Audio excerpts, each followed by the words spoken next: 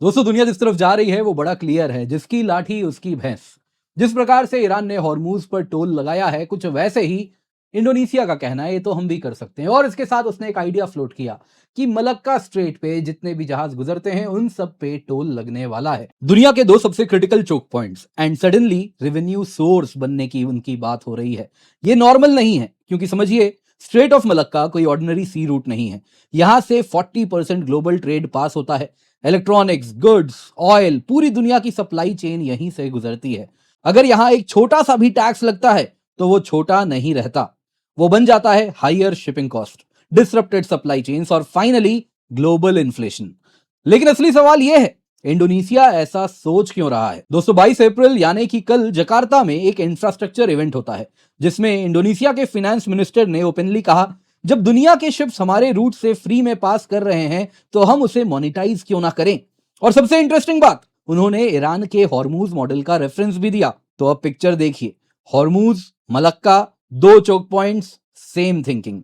क्या दुनिया एक नए फेज में एंटर कर रही है जहां कंट्रीज ग्लोबल ट्रेड पर रेंट चार्ज करेंगे?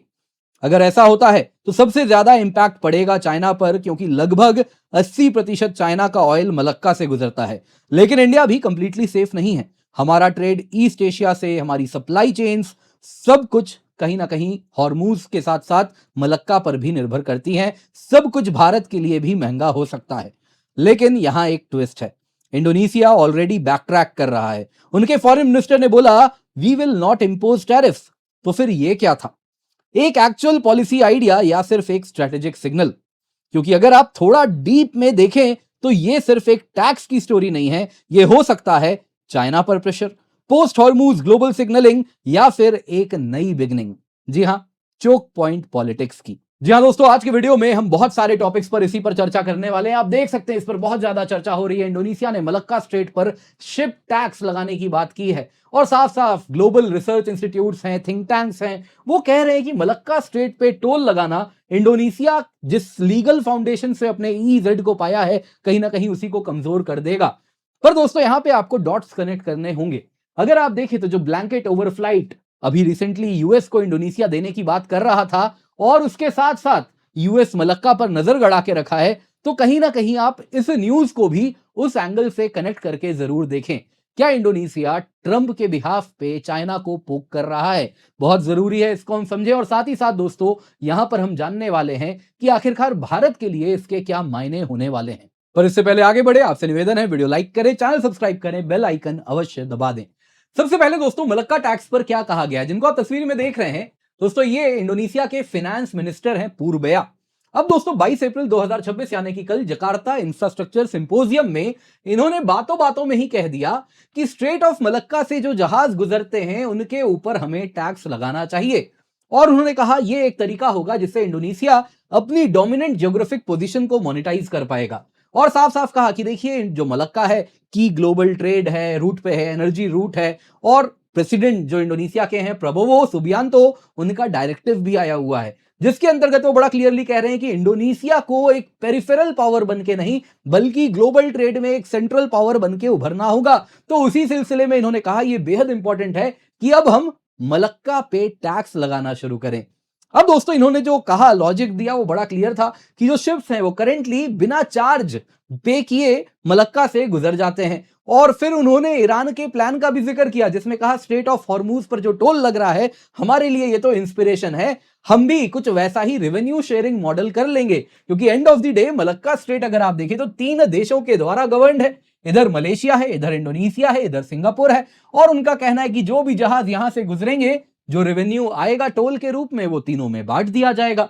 और इसके साथ दोस्तों यहां पे उन्होंने कहा इससे सब्सटैंशियल गेन होगा, यानी कि पैसा ही पैसा होने वाला है।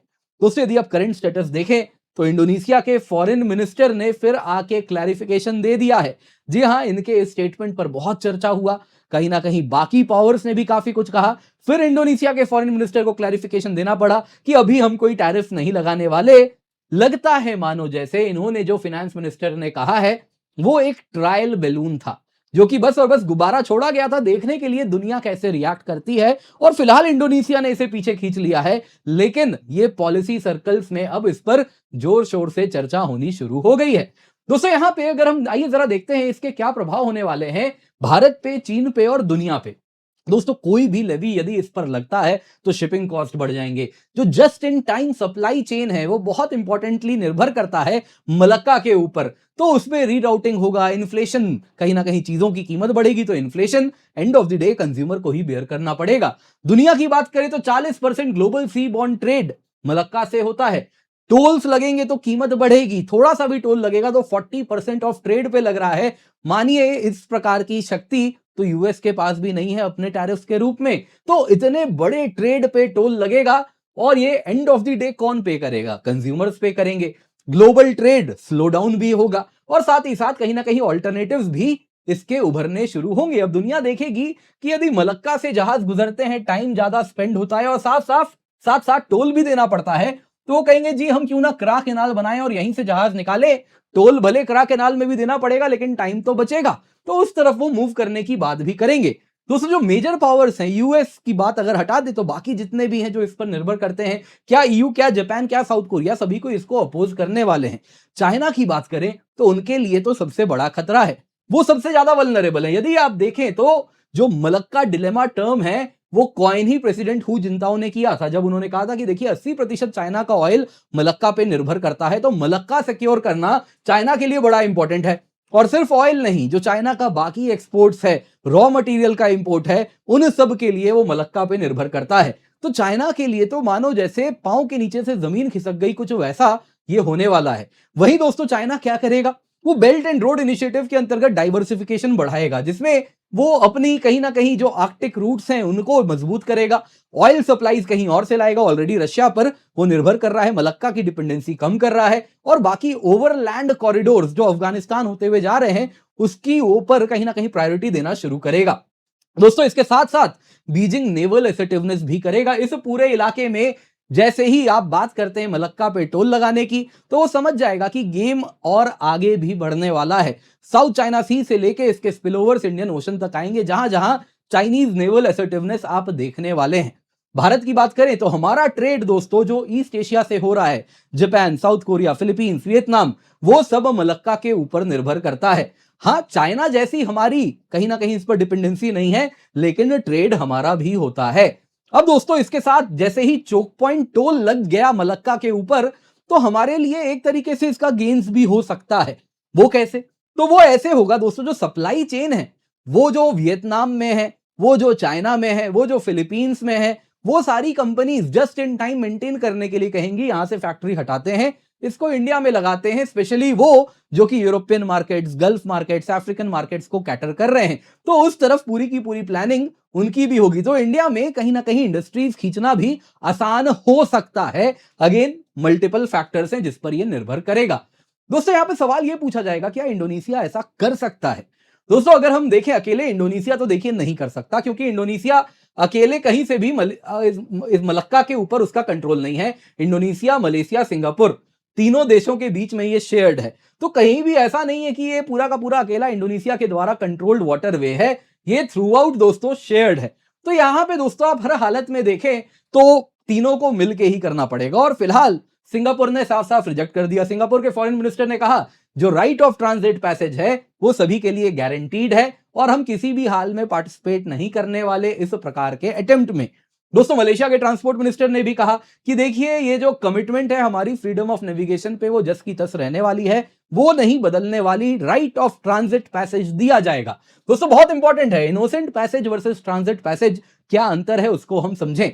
दरअसल दोस्तों यहां पे अगर आप देखें तो आपके मन में एक सवाल आएगा कि यदि तीनों मिल के बोले, हम तीनों मिल के इंडोनेशिया, मलेशिया, सिंगापुर, कि हम मलक्का पे टैक्स लगाएंगे, टोल लगाएंगे, तो अगर तीनों यूनाइट कर जाते हैं दोस्तों, तो भी under the UN convention on the laws of the sea, Malaysia और ये मलक्का स्ट्रेट की अगर आप बात करें तो उसके द्वारा बड़ा क्लियर है कि जो मलक्का स्ट्रेट है उसमें ट्रांजिट पैसेज रिजीम लगेगा, जिसके अंतर्गत क्या है दोस्तों, इनोसेंट पैसेज नहीं है, ट्रांजिट पैसेज है। कारण क्या है दोस्तों, अगर आप मलक्का स्ट्रेट की बात करें तो सबसे पहले ये नेचुरल वाटरवे है, नंबर 1। नंबर 2, यहां पे दोस्तों ये जो हिस्टोरिकली रूट है जो कि जहाज इस्तेमाल करते रहे हैं, तो इसलिए जैसे भारत की टेरिटरी है उसके पास में जो जहाज गुजर रहे हैं उनको राइट ऑफ इनोसेंट पैसेज मिलता है कि हमारे टेरिटरी के पास आ सकते हैं। इंटरनल वाटर्स में मत आइए, टेरिटोरियल वाटर में जितने भी जहाज हैं, कमर्शियल वेसल्स हैं, वो मूव कर सकते हैं। उनको राइट ऑफ इनोसेंट पैसेज है सब्जेक्ट टू इंडियन लॉज, जो कि उनके ऊपर हम लगा सकते हैं। लेकिन इस प्रकार का right of innocent passage Malacca state पे नहीं लगता, क्योंकि यह हिस्टोरिकली इस्तेमाल किया जाने वाला ट्रांजिट रूट रहा है और नेचुरल है, मैन मेड नहीं है, अनलाइक सुएज कैनाल। तो इस वजह से यहां पे दोस्तों under the UN convention on the laws of the sea वो बड़ा क्लियर कहता है कि इसमें आपको ट्रांजिट पैसेज देना पड़ेगा। दोस्तों यहां पे इनोसेंट पैसेज क्या है कि टेरिटोरियल सी 12 नॉटिकल माइल तक है, उसमें जितने भी कमर्शियल जहाज गुजर रहे हैं उनको इनोसेंट पैसेज दिया जाता है। ट्रांजिट पैसेज क्या है? इंटरनेशनल नेविगेशन के लिए देना ही है, शिप्स को भी, एयरक्राफ्ट को भी। इसके सिवा अगर आप देखें तो यहां पे बड़ा क्लियर है कि ये सस्पेंड नहीं हो सकता। टेरिटोरियल सी में किस जहाज को देना है, किसको नहीं देना है, ट्रांजिट पैसेज हम टेम्पररी सस्पेंड कर सकते हैं। यहां सस्पेंशन अलाउड नहीं है। यहां तक कि सबमरीन्स भी मूव कर सकते हैं अगर डेप्थ अलाउ करता है तो पानी के अंदर रहते हुए। तो इस तरीके से दोस्तों यहां पे कोस्टल स्टेट्स के पास ट्रांजिट पैसेज जहां मिल रहा है वहां ज्यादा अधिकार नहीं है। अब दोस्तों सवाल पूछा जाएगा, इंडोनेशिया बोलेगा हम UNCLOS से निकल जाते हैं, तो वो क्यों निकलेगा? सवाल ये भी पूछा जाएगा, क्योंकि दोस्तों UN convention on the laws of the sea वही ट्रीटी है जो कि इसी इंडोनेशिया को ह्यूज एक्सक्लूसिव इकोनॉमिक जोन देती है। आप अगर इंडोनेशिया का ईईजेड देखें दोस्तों तो इतना बड़ा है, देख रहे हैं पर्पल कलर में, इंडोनेशिया का ईईजेड भारत से बहुत बड़ा है। आप ये जो देख रहे हैं दोस्तों ये भारत का ईईजेड है पर्पल कलर में, और यहां पे लाल रंग में आप देखिए इंडोनेशिया का ईईजेड। आप अगर देखें तो इंडोनेशिया अपने साइज के बावजूद भी अगर आप ईईजेड की बात करें तो वो 6ठे स्थान पे आता है, 6th रैंक पे आता है। भारत वहीं 18th रैंक पे आता है। तो कारण है उसका ईईजेड बहुत बड़ा है और ये ईईजेड उसको UN convention on the laws of the sea नहीं दिया है। तो यही बात हो रही है कि आप यदि इस UNCLOS से निकलते हैं तो आप अपने पैर पे कुल्हाड़ी भी मार लेंगे, आपका ईईजेड जो आपको मिला है वो आपको नहीं मिलेगा। जहां तक बात है ईरान की, उसने UN convention on the laws of the sea को रेटिफाई नहीं किया है, तो उसकी बात अलग है। आप तो मानते हैं तो आप कैसे ऐसा कर सकते हैं। पर दोस्तों यहां पे भी फिर भी सोचना होगा कि आखिरकार क्या खेल खेला जा रहा है। अब दोस्तों इसमें बहुत इंपॉर्टेंट है, यदि आप इंडोनेशिया के प्रेसिडेंट को देखें तो वो ट्रंप के बड़े खास हैं, ट्रंप के बड़े करीबी भी बनना चाह रहे हैं। इनका जो ट्रांजैक्शनल स्टाइल है उसमें वो यूएस के साथ अपने डिफेंस टाइज मजबूत करना चाह रहे हैं। आपने देखा कैसे यूएस के साथ डील भी साइन किया। At the same time China, Russia, इन सब के साथ भी इंगेज करना चाहते हैं। अब जिस वक्त जो इंडोनेशिया के मंत्री, इस प्रकार की फाइनेंस मिनिस्टर जो बात कर रहे हैं, वो टाइमिंग यदि आप देखें तो बड़े संदेह उस वजह से होते हैं। जब वो मलक्का टोल की बात कर रहे हैं उस वक्त यूएस के साथ ओवरफ्लाइट टॉक्स, आपको याद होगा मैंने कवर किया था कि ब्लैंकेट ओवरफ्लाइट देने वाले थे वो यूएस को, लेकिन फिर इंडियन मीडिया ने रिपोर्ट लीक कर दिया, वो दे नहीं पाए। Eight the same time US worship को भी मलक्का से उसने एज इट इज मूव किया है और इंडोनेशिया ने कहा है कि हाँ मलक्का से मूव कर सकता है यूएस जहाज। तो ये सब बता रहा है कि ये सब चाइना को इंडोनेशिया एक कोऑर्डिनेटेड सिग्नलिंग कर रहा है। दोस्तों यहां पे वो जो ग्रेट पावर मैन्यूवरिंग है पोस्ट हॉर्मूज वर्ल्ड में, उसकी तरफ भी कहीं ना कहीं इशारा हो रहा है कि चोक पॉइंट को लेके जो नॉर्म्स अब तक जिस पर दुनिया चली है वो धीरे धीरे उसका सूरज भी ढल रहा है। दोस्तों यहां पे एक स्पेक्यूलेशन है कि यूएस इंडोनेशिया के द्वारा चाइना पे दबाव बना रहा है।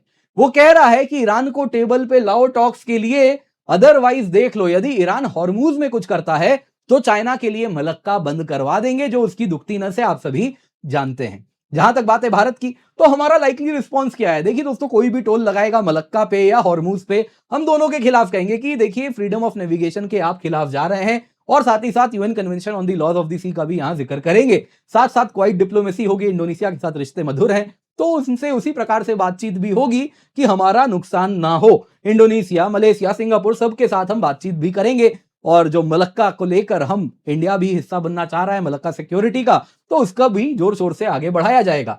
बाकी दोस्तों इंडिया देखिए एक बात समझ रहा है, मलक्का बहुत इंपॉर्टेंट है, तो अंडमान निकोबार डेवलपमेंट पे जोर शोर से हम आगे बढ़ रहे हैं, नेवल प्रेजेंस ला रहे हैं, मल्टीलैटरल डिप्लोमेसी कर रहे हैं, और पर्पस बड़ा क्लियर है कि अंडमान निकोबार हमारा इस प्रकार का बेस रहेगा जो कि इस पूरे के पूरे मलक्का को सिक्योर करने वाला है। और इस तरीके से भारत मलक्का के लिए एक इंडिस्पेंसिबल पावर बन के रहेगा। ये बात तो देखिए ज्योग्राफी वहां की तय कर रही है, और जिस प्रकार से अंडमान निकोबार में जोर शोर से आगे बढ़ रहे हैं, वो इसी बात को वापस मजबूत भी कर रही है। दोस्तों, इससे पहले आगे बढ़े, आपको याद दिलाना चाहूंगा, आप में से जितने भी अभ्यर्थी यूपीएससी, स्टेट पीएससी की तैयारी कर रहे हैं, तो आप इसको स्किप नहीं कर सकते, आपके लिए बेहद इंपॉर्टेंट है।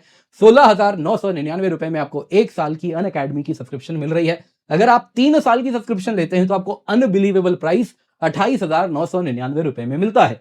कैसे आप ये सब्सक्रिप्शन ले सकते हैं? डिस्क्रिप्शन बॉक्स में आपको पहला लिंक दिख रहा है, ये वाला unacademy.com/goal/UPSC सिविल, उसके आगे डॉट डॉट डॉट दिख रहा है, उस पर जाके क्लिक कीजिए। जैसे ही आप क्लिक करेंगे, आपके समक्ष ये पेज आ जाएगा। इस पेज में कीमत बढ़ी हुई दिखेगी, तो आपको क्या करना है, यहाँ पे रेफरल कोड डालना है, KC10, स्मॉल में, कैपिटल में, जैसे लिखना है लिख दीजिए, KC10 कोड डालिए, कीमत सीधे की सीधी गिरेगी 60%।